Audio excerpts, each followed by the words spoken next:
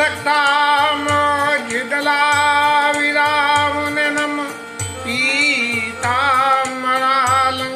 श्यामं दिव्यं प्रसन्नवदनं श्रीसीत्याशोभितं कारुण्यमृतसागरं गणैरात्रादि विर्भावितं वन्दे विष्णु शिवादस्येऽपि मनिषं भक्ति सिद्धिर्नीलामृच्छामं सीता समानं ताणो मासयक्षारुषभं नमामि रामं श्रीनाथं श्रीगुरुचरण सरोजनीयं वर्णो रघुवर विमल यश जोदायक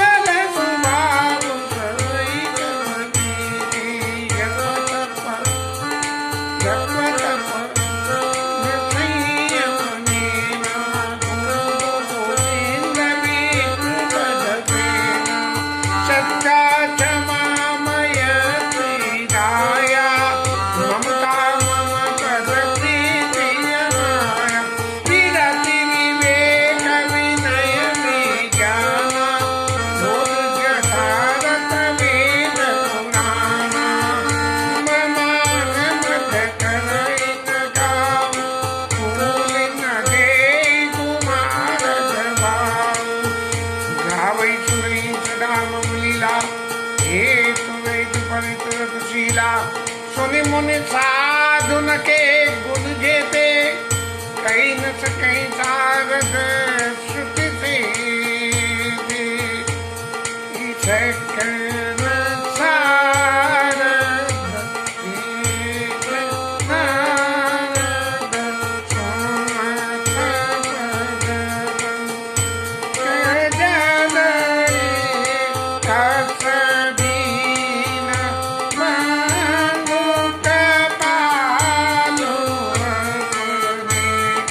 भजत गुण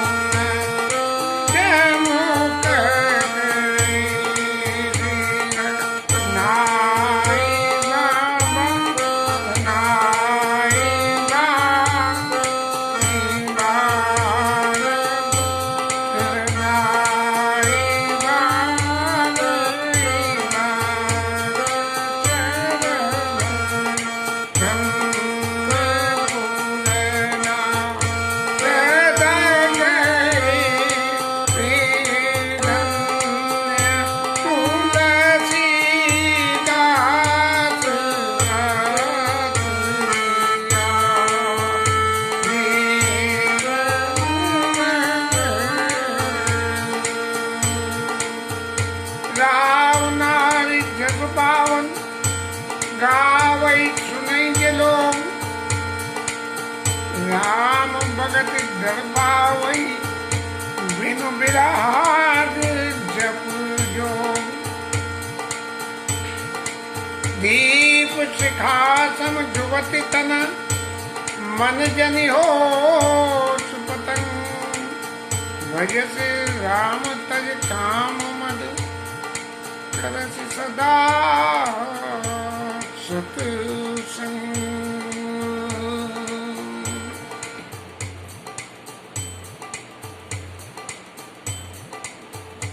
कोरोना के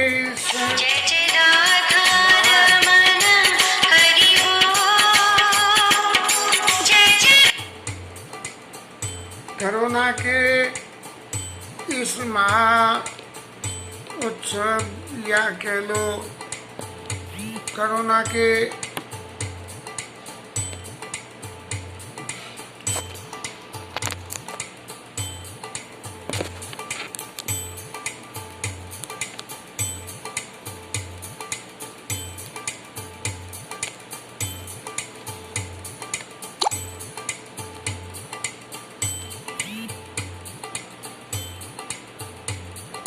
कोरोना के इस महायज्ञ के विषय में बहुत कुछ पिछले एक हफ्ते से भावना के अनुरूप व्याख्यान करने का प्रयास किया जा रहा है, जिसमें ऐसा लगता है कि ये कोरोना भगवान की करो लीला को प्रस्तावित करता है, क्योंकि जब किसी चीज़ के बारे में हमारी अपनी पहुंच से बाहर हो जाए कोई चीज, तब ईश्वर के भरोसे ही छोड़ देना समझदारी होता है।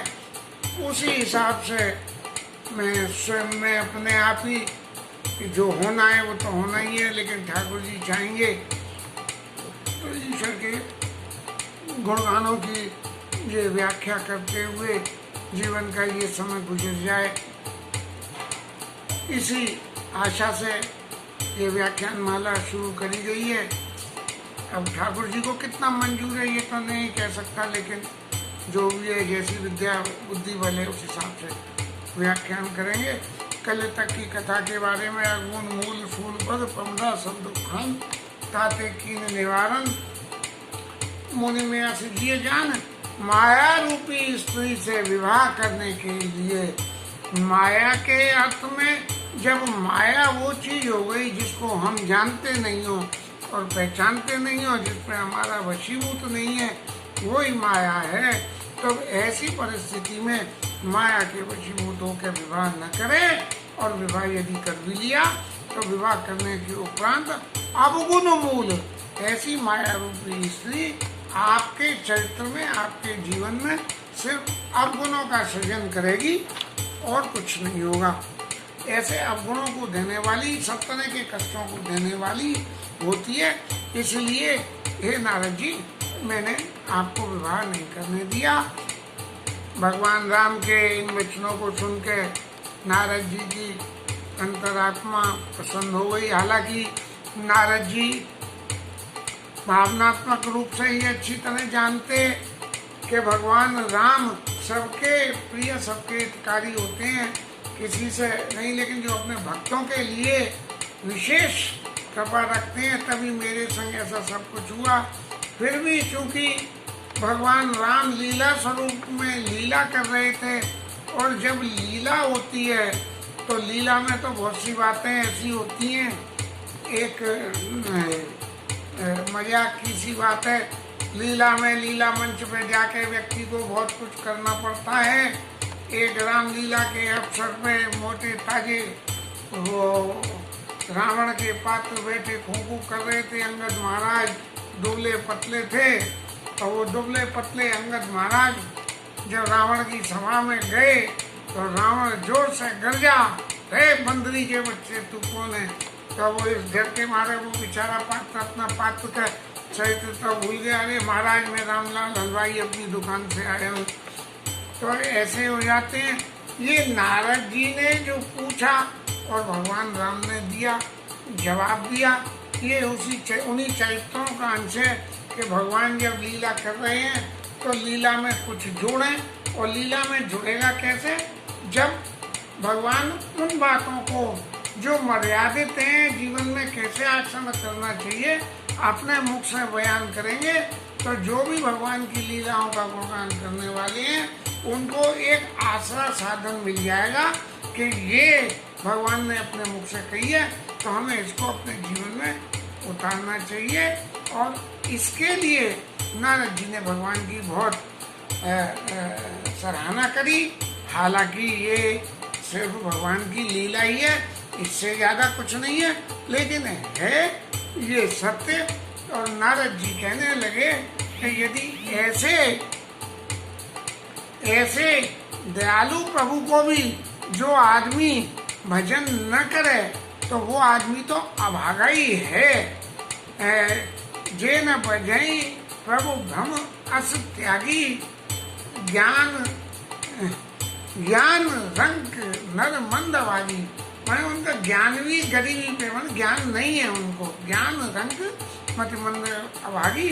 इसके बाद नारद जी ने फिर प्रभु से पूछा कि क्योंकि नारद जी की गिनती तो संतों में प्रत्यक्ष रूप से इस पृथ्वी पे नारद जी का अवतार संतों के उन चरित्रों को उजागर करने के लिए कि जगह जगह भगवत चरित्रों की कथा कहें, लोगों को सुनाएं, और भगवान के जो भक्त हैं उनसे भगवान के क्या क्या संबंध रहे इनकी व्याख्यान करके लोगों को समझाएं। तो उसी में नारद जी ने पूछा कि हे प्रभु मेरे को संतों के लक्षण आप बताइए, संतों के लक्षण क्या क्या होते हैं। हालांकि नारद जी अपने आप में सब कुछ जानते हैं, फिर भी लीला रूप में पूछा और भगवान ने ये वर्णन करा। सुने मुनि साधु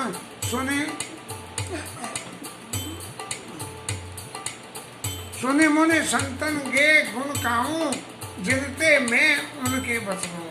संतों में गुण तो अपने अपने अलग अलग होते हैं, लेकिन उनमें भी मैं सिर्फ वो ही गुण कहूँगा जिन गुणों से मैं उनके वशीभूत में रहता हूँ। क्योंकि संतों के तो लक्षण अगणित हैं, पुराणों में इतने लक्षण हैं कि उनको बखान किया ही नहीं जा सकता। इसलिए ठाकुर जी कह रहे हैं कि मैं सिर्फ वो ही लक्षणों का बखान करूँगा जिनसे कि मैं उनके वश में रहता हूँ। और वश में रहने के जो लक्षण हैं उन लक्षण में सबसे पहले काम, क्रोध, मद, लोभ, मोह, मत्सर, ये 6 विकारों से छठ विकार जित, इनको जीत ले। छठ विकार जित अनग अकामा, माने कामना न रहे हैं और अनगो पाप भी न करे, और इन 6 विकारों को जीत ले। अब ये 6 विकार आसानी से छूटने वाले तो नहीं है, लेकिन ये छूटते भी तब हैं कि जब भगवान कृपा करते हैं। तो यदि आपको भगवान की कृपा चाहिए तो ये विकार छोड़ने पड़ेंगे, और विकार छोड़ दिए तो कृपा मिल जाएगी। तो भगवान कह रहे हैं कि यदि आपने ये विकार छोड़ दिए तो मैं आपके वशीभूत हो जाऊंगा, संतों के वशीभूत हो जाऊंगा। लेकिन वशीभूत होने के लिए आपको तो छोड़ना ही पड़ेगा। जब तक छोड़ोगे नहीं विकारों को, छठ विकारजित अनग कामा, अरे वो तो वहाँ है, छठ विकारजित अनग कामा, अचल अकिंचन शुचि सुखधामा। जीवन में पवित्रता हो, अकिंचन हो। अकिंचन माने ये नहीं कि मैं ही सब कुछ हूँ, मैं ही मानू, मैं ही हूँ। स्थिर रूप से रहने वाला अचल। अचल माने ये है कि ऐसे नहीं कि आज पता लगा यहाँ भाग रहे हैं, वहाँ भाग रहे हैं। इस संसार में तो जितना ज़्यादा बड़ा, हालांकि नारद जी अपने आप में दुनिया में भागते डोलते हैं, लेकिन भागते उनको तो भगवान का श्राप है कि यदि मेरा स्मरण करोगे तो ही एक जगह डटोगे, और नहीं तो आप डट ही नहीं सकते हो एक जगह पे। जब तपस्या करने गए नारद जी तो सुमिरत हरे शाप गतिवादी सहज विमल मन लाग समाधि।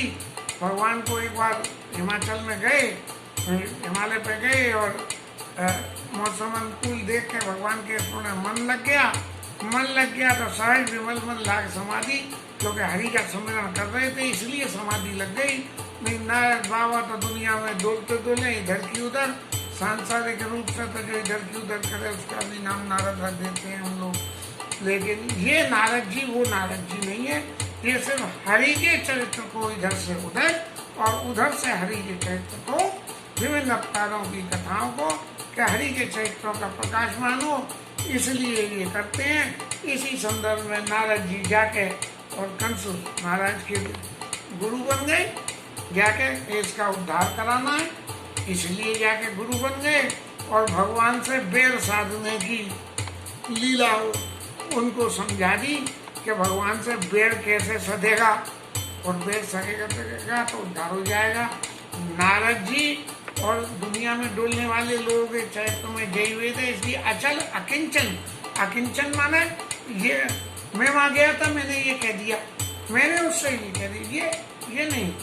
अकिंचन था माने क्या हुआ, कैसे हुआ, तो बोले पता नहीं है, उस कारण गोविंद करने वाले हैं। अचल अकिंचन शुचि, मन से पवित्र। मन की पवित्रता क्या है? मन की पवित्रता सबसे बड़ी एक ही चीज है कि हम किसी के प्रति मन में द्वेष नहीं रखें, ये मन की पवित्रता है। किसी का अपकार नहीं करें, पर पीड़ा सम नहीं अदमाई, किसी को पीड़ा पहुंचाने का काम हम ना करें, क्योंकि पीड़ा पहुंचाने के बराबर कोई दूसरा ऐसा काम नहीं है। इसलिए अचल अकिंचन शुचि सुखधामा, जीवन में पवित्रता हो और सुखधाम हो। अब सुखधाम को क्या कहेंगे? सुखधाम को हम ये कहेंगे, सुख माने जो कोई भी आपके पास आवे तो उसको सुख मिले।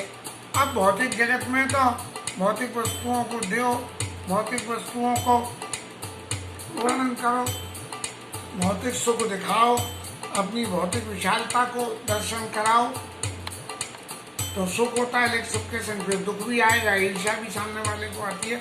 अचल अकिंचन शुचि सुखधामा, शुचिता जीवन में तभी रहेगी जब हम भगवत गुणों का गुणानुवाद करते रहेंगे।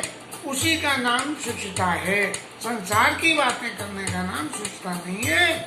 अमित बोध अनीय मित भोगी। अमित बोध, बोध माने आज हमने कुछ समझ लिया, क्या है करने लगे, ठाकुर जी क्या थे, ऐसे थे, वो क्या ऐसे थे, तो उसके बारे में ये संतोष नहीं कर लेना कि इतना हो गया, इतना अमित बोध। उसके बारे में सोच जाने भी ऐसा क्यों है, ऐसा नहीं हुआ तो क्यों नहीं हुआ, ठाकुर जी ने ऐसी जो, ये अमित बोध की श्रेणी में आएगा। अनीय, किसी के संग में ऐसा ना हो कि ये कह रहा है वो बोला अनीय मित भोगी, और जीवन में मित भोगी। मित भोगी में हर चीज को हमें जीवन में इस हिसाब से उपभोग करना है कि हम उसके लिए उसके एडिक्ट न हो जाए और बिना उसके भी हमारा जीवन चल सके। ये मिति भोगी है। कोरोना में तो आजकल लोग खाने के लिए जने क्या क्या जोड़ रहे हैं, घर में जलेबियाँ बन रही हैं, हलवाई की दुकान बंद है तो जने क्या क्या हो रहा है, जिन्होंने कभी खाना नहीं बनाया वो लोग भी खाना बना रहे हैं। तो ये जो है मितिभोगी शब्द की व्याख्या में, ये मितिभोगी माने हर चीज का सीमित मात्रा में उपयोग करना, और सत्य सार, सत्य के सार को बताने वाले। सार का मतलब ये है कि मैनिपुलेटेड नहीं, अपनी तरफ से कुछ भी लिया जोड़ दिया वो नहीं। सत्य सार, जो बात सत्य है सत्य। कवि और कोविद जोगी, योग साधना में रत रहे और कवि हो, और कोविद क्या हुआ, ये कोविड-19 वाला कोविड नहीं, रामनाथ कोविड वाला कोविद नहीं, ये कोविड हुए कवि तो है, लेकिन वो जो कुछ भी कर रहा है वो समझदारी से भरपूर है। हनुमान की पूंछ में लगन न पाई आग, और लंका सारी जल गई, गए निशाचर भाग। ये कविता तो जरूर हो गई, कवि ने लिख दी, लेकिन ये कोविद नहीं है। कोविद माने जो वास्तविक हो उसको व्याख्यान करे। सावधान मानद मदहीना, किसी बात का जीवन में मद नहीं हो, ऐसा मान के किसी बात का मद जीवन में नहीं, मैंने बहुत कर लिया, मेरे पास बहुत पैसा है, मेरा ये, ऐसा नहीं। मानद अपने आप को ऐसा नहीं कि मैंने तो ये कर लिया, मुझे तो किसी ने कहा। मानद सभी मान प्रद आप अमानी, माने सभी मान प्रद आप अमानी, भरत प्राण सम ममते प्राणी। जब भगवान ने भरत जी को संतों के लक्षण बताए हैं, तब उन्होंने कही है सबको मान देने वाला, और सभी, और आप अमानी, खुद अमानी, खुद को नहीं। अगर कोई आपको मान दे भी तो नहीं भैया ये मेरा गुण नहीं है, ये गुण तो किसी और का है। ये सभी मान पद आप अमानी, भरत प्राण सम ममते प्राणी, वो लोग मुझे प्राणों के समान प्रिय है। ऐसे ही नारद जी से कहते हैं कि यदि नारद जी वो अमानी होंगे, अमाननीय मानदेय कीर्तनीय सदा हरि, वो महाराज जी, बाबू जी के गुरु जी नित्यानंद दास जी कहते थे, उनके उपदेश में वहाँ कुटी में मैंने देखा था, अमाननीय मानदेय कीर्तनीय सदा हरि के सदा कीर्तन करता रहे, और अमाननीय और दूसरों को मान देने वाला हो। तो ये संतों के लक्षण में वहाँ भी लिखा हुआ है। सावधान मानद मदीना, धीर धर्म गति और परम प्रवीणा, अपनी चतुरता से धर्म की गति को धारण करने के लिए, एक तो वक़्त के हिसाब से घूम जाना कि वक़्त कह रहा है कि ये कर लो तो, लेकिन यदि धर्म के अनुसार ये रास्ता नहीं है तो उसको जीवन में स्वीकार नहीं करना। परम प्रवीणा, बड़ी चतुरता से हर चीज़ को विश्लेषण करके जीवन में स्वीकार करना, सुख दुख के बारे में सोच के, लाभ हानि खाली नहीं सोचे, सुख दुख भी सोचे, लोक परलोक की बातें भी सोचे, ऐसा सब सोच के जो आचरण जीवन में करता है तो गुनागार संसार दुख रहित विगत संदेह। इस संसार में गुण भी है और दुख भी है।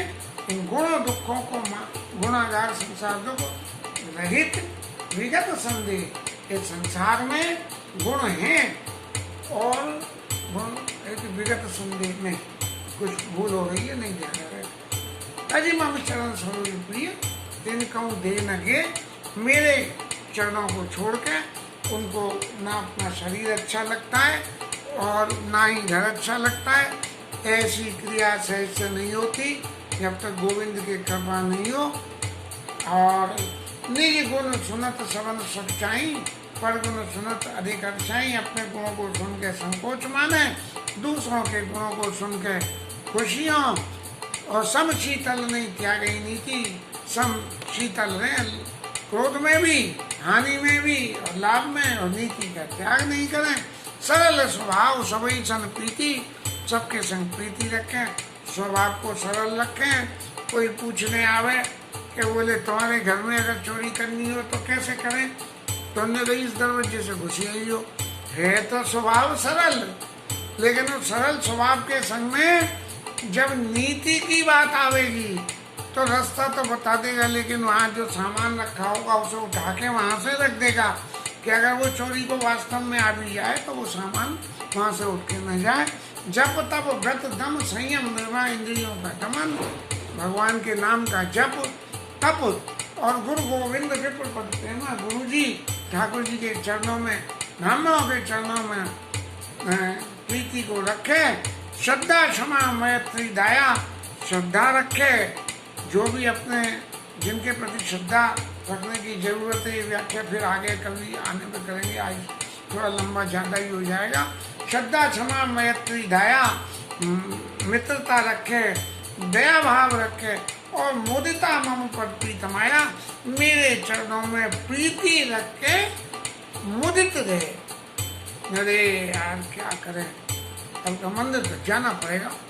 नहीं जाना नहीं पड़ेगा, खुशी मन से जाइए। मुदिता मम पद प्रीति अमाया। अमाया माने ये नहीं कि किसी को दिखाना है तो ही जा रहे हैं, नहीं। मुदिता मम पद प्रीति अमाया, दम्भ मान मद करे न काऊ। दम्भ नहीं करे, मान नहीं करे, मद नहीं करे। वो पहले भी सर्वकार जी तनक में आ गए हैं। भूल न दे कुमारक पाऊ, गलत रास्ते पे कभी भी भूल के भी पाँव न रखे। गावई सुनई सदा मम लीला, हर समय मेरी लीला को गाते रहे। और हेत रहित पर हित रतशीला, दूसरों का हित करने के लिए अपना हेतु नहीं देखे। आज मैं इसको 10 रुपए दे दूं तो कल मुझे जब जरूरत पड़ेगी तो 20 मांग लाऊंगा। या आज मैं जा रहा हूँ अपनी गाड़ी में इसे बिठा के ले चलूँ, जो तो रोज उधर जाता दिखता है। हेतु रहित पर हित रतशीला, सामने वाले को यदि जरूरत है तो उसको गाड़ी में बिठा के ले जाए, लेकिन इस भावना से नहीं कि वो कल को हमें ले जाएगा। सुने मुने साधन के गुण जेते, कई न सकल सारद सुचते। शारदा भी साधु के गुणों को वर्णन नहीं कर सकती है। इस ऐसी परिस्थिति में यदि इन गुणों को फॉलो अप करेंगे, जीवन में इन गुणों को उतारेंगे तो ठाकुर जी हमारे वश में रहेंगे। करुणा का यही संदेश है और इस संदेश में जीवन में इन बातों को हम उतारें तो ठाकुर जी हमारे वश में रहेंगे। और ये कोरोना का पीरियड का जो करो शब्द फॉलो कर लिया तो शायद ये कोविड महाराज परेशान न करे और ये आपात का ऐसा समय निकल जाए। नारद जी बार बार भगवान की चरणों की वंदना करके और ब्रह्मपुर को चले गए। उनका तो काम ही जगह डोलना है। और हमारे बाबा तुलसीदास तो ये कह रहे हैं कि वे लोग धन्य हैं जो भगवान राम के इस चैत्र रंग में अपने आप को रंगे हुए हैं। रावण के शत्रु जिनको हम भगवान राम का उपनाम दे सकते हैं, हालांकि भगवान का इस जगत में कोई शत्रु नहीं है, लेकिन फिर भी शास्त्र रचना में राम नारी जस पावन, गावई सुनई जो लोग जो उनके पावन यश को, हालांकि राम जी ने मारा है लेकिन इन्होंने अरे वो तो बड़े वो थे, उन्होंने रावण तो बड़ा प्रकांड पंडित था और उसकी इन्होंने रावण का वध कर दिया। ऐसे हिसाब से नहीं, राम नारी जस पावन, पावन यश को पावन स्वरूप में ही गावई सुनई ये लोग, जो लोग इसको गाएंगे और सुनेंगे तो राम भगत जड़ पावई। रामचंद्र भगवान राम के चरणों में उनकी भक्ति होगी। विनु विराग जप जोग, वैराग्य भी नहीं लेना पड़ेगा और जप भी करो या न करो, लेकिन भगवान के चरणों में प्रीति हो, ये बहुत जरूरी है।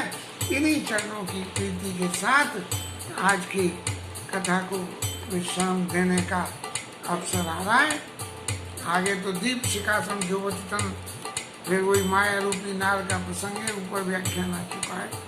आज की कथा विश्राम लेती है। 2 मिनट हरि नाम कीर्तन करके